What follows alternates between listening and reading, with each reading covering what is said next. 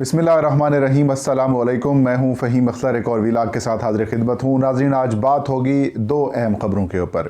पहली ख़बर, मुस्लिम लीग काफ ने आज वज़ीर-ए-आज़म इमरान ख़ान के ज़ुहराने में शिरकत क्यों नहीं की। वज़ीर-ए-आज़म इमरान ख़ान ने इस पर क्या रिएक्शन दिया, काफ लीग के मसाइल क्या हैं, किन वजूहात की बिना पर काफ लीग ने आज वज़ीर-ए-आज़म के ज़ुहराने में शिरकत से इनकार किया, मुतालबात क्या हैं, क्या काफ लीग किसी ग्रेट गेम का हिस्सा तो नहीं बन रही। और दूसरी खबर, वज़ीर-ए-आज़म इमरान ख़ान ने ज़ुहराना क्यों दिया, ज़ुहराने में प्राइम मिनिस्टर इमरान ख़ान ने क्या क्या बातें की हैं, अंदरूनी कहानी क्या थी, और इसकी मुकम्मल डिटेल हम आपको देंगे। सबसे पहले नाज़रीन, वज़ीर-ए-आज़म इमरान ख़ान की जानिब से आज अपने जो इत्तेहादी अरकान हैं, जो जमातें हैं, उनके जो रहनुमा हैं, उनके एजाज़ में उन्होंने प्राइम मिनिस्टर हाउस में ज़ुहराने का एहतमाम किया। और इस ज़ुहराने में काफ लीग के अलावा जो बाकी तमाम वज़ीर-ए-आज़म इमरान ख़ान के इत्तेहादी हैं या फिर पाकिस्तान तहरीक इंसाफ की जो इत्तेहादी जमातें हैं, उन्होंने शिरकत की है। GDA का डेलीगेशन आया, उसमें फ़हमीदा मिर्ज़ा ने उनको लीड किया। इसके अलावा बलूचिस्तान अवामी पार्टी की जानिब से भी डेलीगेशन उनका आया, उन्होंने भी मुलाकात की, ज़ुहराने में शिरकत की, वज़ीर-ए-आज़म से गुफ्तगू की। इसके बाद अल्लाह भला करे अवामी मुस्लिम लीग, शेख रशीद अहमद उसमें शरीक थे। इसके अलावा जो मुत्तहदा कौमी मूवमेंट पाकिस्तान है, उसका भी डेलीगेशन आया, उसने भी शिरकत की। और इसके अलावा जो शाहज़ैन बुगटी हैं, जो बलूचिस्तान से रुकन कौमी असम्बली हैं, उन्होंने भी शिरकत की है। और वफाकी वज़रा की एक बड़ी तादाद भी ज़ुहराने में मौजूद थी। पहला सवाल ये कि वज़ीर-ए-आज़म इमरान ख़ान ने इस ज़ुहराने का अहतमाम क्यों किया। जवाब ये है कि जो अपोजिशन जमातों की जानिब से PDM की तहरीक चलाई जा रही है, और इसके ऊपर बिलखसूस जो पाकिस्तान मुखालिफ, पाकिस्तान रियासत मुखालिफ जो बयान नवाज़ शरीफ की जानिब से सामने आ रहा है, army chief general Qamar Javed Bajwa हूँ या फिर DG ISI जो फैज़ हमीद साहब हैं, उनके हवाले से जो बातें की जा रही हैं, और पाकिस्तान के रियासती इदारों को जो मुतनाज़ा बनाने की बात की जा रही है, तो उसका काउंटर नैरेटिव जो हुकूमत की जानिब से सामने आ रहा है, और जो इक़दामात हुकूमत लेने जा रही है, ये जो इस सारी मूवमेंट को, इस सारी तहरीक को मुकाबला करने हुकूमत जा रही है, उस पर प्राइम मिनिस्टर इमरान ख़ान ने इनको एतमाद में लिया। फ्यूचर की क्या प्लानिंग्स होंगी, गवर्नेंस कैसे करनी है, उसको बेहतर कैसे करना है, और इत्तेहादियों को एतमाद में लेकर आगे चलने का जो प्लान है प्राइम मिनिस्टर का, उस पर उन्होंने उनके साथ कंसल्टेशन की। तो एक वजह तो ये थी कि ज़ाहिर है PDM का प्रेशर भी है, तहरीक का प्रेशर है, और गवर्नमेंट को बेहतर परफॉर्म करना है, उस पर उन्होंने मशावरत भी की।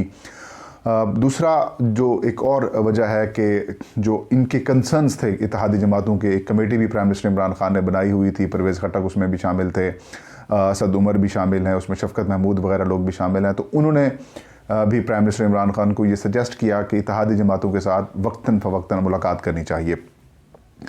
अब आज मुलाकात हुई है, और इस मुलाकात में मैंने जिस तरह से आपको पार्टिसिपेंट्स के नाम बता दिए, काफ लीग की अलग कहानी है, वो क्यों नहीं है, उसकी मुकम्मल आपको डिटेल भी देता हूँ। उसमें प्राइम मिनिस्टर इमरान ख़ान ने खुल कर कहा, बड़ी खुल कर बातें की उन्होंने कहा कि अब 2-2.25 साल हमारी हुकूमत को हो चुके हैं, अब हमने पहले जो चीज़ें ख़राब थीं उनको ट्रैक पर लाने की कोशिश की है, और काफ़ी हद तक हम चीज़ों को ट्रैक पर ला चुके हैं। पाकिस्तान की जो मईशत थी, जो तबाहाल मईशत थी, उसको हमने सीधा कर दिया है। जो पाकिस्तान डिफ़ॉल्ट लाइन के ऊपर था, जो पाकिस्तान कह सकते हैं कि एक डिफ़ॉल्ट होने की पोजीशन में था, पाकिस्तान को इंटरनेशनल काफ़ी प्रेशर था, पाकिस्तान को कई जगह पे सैंक्शंस के ख़तरात थे, उससे कहते हैं हम निकल चुके हैं। फैटफ से भी हम बाहर आ चुके हैं। बहुत जल्द उन्होंने कहा कि 2-4 जो चीज़ें बाकी रह गई हैं, उनकी जो उनकी डिमांड्स हैं उनको भी पूरा करके पाकिस्तान इंशाल्लाह बाहर आ जाएगा। अब पोजीशन ये है कि अब पाकिस्तान टेक ऑफ की पोजीशन में है, तो उन्होंने कहा कि अब कारकर्दगी बेहतर करने का वक्त आ चुका है। उन्होंने इत्तेहादियों से जो फ़र्दन उनसे पूछा कि हमें किस तरीके से बेहतर करना चाहिए, तो इत्तेहादियों ने भी प्राइम मिनिस्टर इमरान ख़ान को ये सजेशन दी कि हमें जो फेडरल लेवल के महकमे हैं उनको मज़ीद फ़ाल बनाना होगा, हमें खुलकर कारकर्दगी दिखानी होगी। उन्होंने कहा, वज़ीर-ए-आज़म ने इस मौके पर कहा कि माजी में जो हुक्मरान थे उन्होंने इलेक्शंस को देखकर तर्ज़ हुक्मरानी की मंसूबे बनाए, और पॉलिटिकल बुनियादों पर लोगों को या फिर शहरों को जहाँ पर उनको वोट मिलते थे, वोट को देखकर उन्होंने जो है वो तरक्याती मंसूबे दिए हैं। लेकिन हम जहाँ नीड बेस होगी, जहाँ पर लोगों को ज़रूरत होगी, हम उसके ऊपर चल रहे हैं। हम लोगों की बेहतरी के लिए काम कर रहे हैं, ना कि हम अपनी पार्टी को देकर। उनका कि बस अब कारकर्दगी का वक्त आ चुका है और कारकर्दगी की बुनियाद पर ही लोग जो हैं हमें आइंदा भी वोट देंगे। और हम इलेक्शंस को देकर कारकर्दगी नहीं बढ़ा रहे, लेकिन अब जो है वो कारकर्दगी हमने हर हाल में बेहतर करनी है। जो इत्तेहादी जमातें हैं, बिलखसूस GDA की जानिब से ये कहा गया कि सिंध में जो अवामी नुमाइंदे हैं उनके साथ सिंध गवर्नमेंट सलूक ठीक नहीं कर रही। वफाकी हुकूमत के जो मंसूबे होते हैं वहाँ पर भी सिंध हुकूमत की या फिर पीपल्स पार्टी हुकूमत की मर्जी से ब्यूरोक्रेसी जो है वो उस पर एक्ट कर रही है। और इस किस्म की उन्होंने कंसर्न शो किए डॉक्टर फहमीदा मिर्ज़ा ने। प्राइम मिनिस्टर इमरान खान ने गवर्नर सिंध जो कि वहाँ पर मौजूद थे, गवर्नर KP भी वहाँ पर मौजूद थे, उनको कहा कि आप सिचुएशंस को देखें। इसके अलावा जो अहम मामला था बलूचिस्तान में सिचुएशन जो थी उस पर शाहजैन बुगटी ने यही कहा कि मिसिंग पर्सनस के हवाले से इशू सामने आ रहे हैं, तो उस पर प्राइम मिनिस्टर ने भी यही कहा और CM बलूचिस्तान जाम कमाल ने भी यही कहा कि जो लिस्ट मैंगल साहब की मौजूद थी, अख्तर मैंगल की, उसमें काफ़ी ज़्यादा लोग जो हैं वो रिकवर हो चुके हैं, बाजियाब हो चुके हैं, पर बाकियों की भी कोशिशें की जा रही हैं। MQM पाकिस्तान ने भी आलमोस्ट इन्हीं किस्म के खदशात का इजहार किया कि कराची ट्रांसफॉर्मेशन जो प्लान है वो सुस्त रवि का शिकार है, कराची में फोकस्ड नहीं हो पा रहा, तो उस पर प्राइम मिनिस्टर ने कहा कि बहुत जल्द इस पर भी हम फोकस करेंगे। इसके अलावा शेख रशीद ने भी गुफ्तगू की और अवामी मसाइल का उन्होंने तज़किरा किया वज़ीर आज़म से। Prime minister Imran Khan opposition के ऊपर से भी उन्होंने बात की कि इनको किसी तौर पर भी NRO नहीं देंगे, और बिलखसूस उन्होंने इस लफ्ज़ उन्होंने अदा किया कि जो चीज़ अपोजिशन मांगना चाहती है वो हम नहीं दे सकते, मतलब NRO। इसके बाद नाज़रीन अब आते हैं कि काफ लीग क्यों नहीं शरीक हुई। मेरी रात की खबर यही थी, जो मैंने खबर फाइल की थी, काफ लीग की जानिब से ये यकीन दहानी कराई गई है कि चौधरी परवेज़ इलाही कल वज़ीर-ए-आज़म इमरान खान के ज़ेर सदारत जो इजलास होगा या फिर इत्तेहादियों से जो मुलाकात होगी उसमें वो शिरकत करेंगे, और शिरकत उनकी आइनी ज़रूरत भी थी, पाबंदी भी थी उनकी वो शिरकत लाजमी करनी थी, क्योंकि वो कायम मकाम गवर्नर हैं और गवर्नर को अगर प्राइम मिनिस्टर या फिर प्रेसिडेंट बुलाएंगे तो डेफिनेटली उनको आना चाहिए। लेकिन उन्होंने यहाँ पर सियासत की और बाज़ाब्ता दावतनामा भी उनको भिजवाया गया, लेकिन उन्होंने इनकार कर दिया।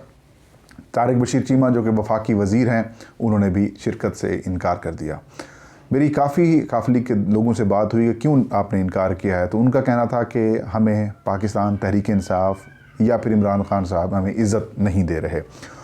हम ख़ानदानी लोग हैं, रवादारी पर यकीन रखते हैं और हम वज़ादारी पर भी यकीन रखते हैं, लेकिन जिस किस्म से इमरान खान हमारे साथ बिहेव कर रहे हैं वो नाकाबिल कबूल है और हम किसी तौर पर भी इस तरह से अपनी बेइज्जती नहीं कराना चाहते।